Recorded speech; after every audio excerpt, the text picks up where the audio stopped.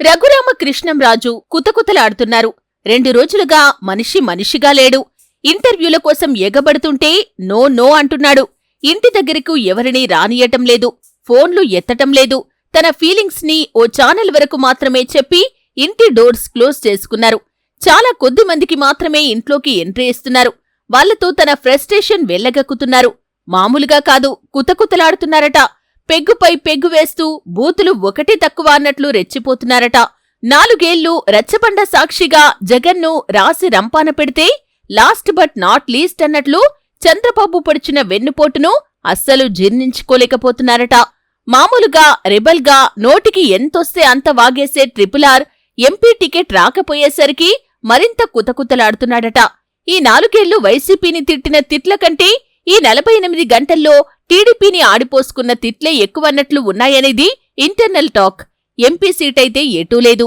ఇప్పుడు ఎవరూ తగ్గే పరిస్థితి లేదు. బీజేపీ సీటు త్యాగం చేసేది ఎటూ లేదు. టీడీపీకి మిగిలిన సీట్లలో విజయనగరం వెళ్లి రఘురామకృష్ణంరాజు చేసేది ఏమీ లేదు. జనసేన పార్టీ టికెట్ ఎటూ లేదు. ఇక మిగిలింది టీడీపీ ఎమ్మెల్యే సీట్లు.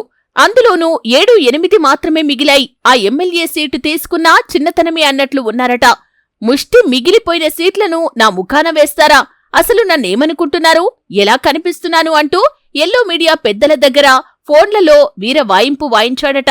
ఎల్లో మీడియా కూడా సైలెంట్ కావటాన్ని అస్సలు జీర్ణించుకోలేని RRR సాక్షి మీడియా కంటే మరింత గుర్రుగా ఎల్లో మీడియాపై ఉన్నాడట.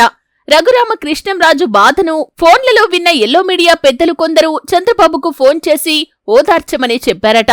చంద్రబాబు ఫోన్ చేస్తే ఫోన్ లిఫ్ట్ చేయలేదట.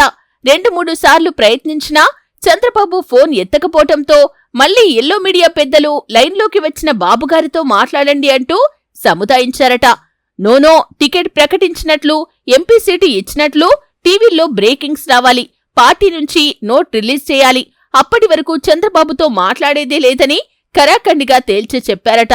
ఎంపీ సీటు అసలుకే కుదరదు అని డిసైడ్ చేస్తే ఆ తర్వాత నేను డిసైడ్ అవుతాను ఎమ్మెల్యే టికెట్ తీసుకోవాలా లేదా అని అంటూ తన ఫ్రస్ట్రేషన్ చూపించారట.